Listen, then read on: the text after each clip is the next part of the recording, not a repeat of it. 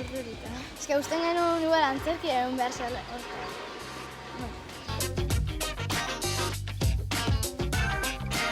Es algo increíble y algo que creo que deberían copiar otro tipo de ciudades. Y yo creo que tenemos que estar muy contentos. Yo creo que la gente tiene ganas de participar en esto y el resultado pues va a ser realmente mejor que el que esperábamos.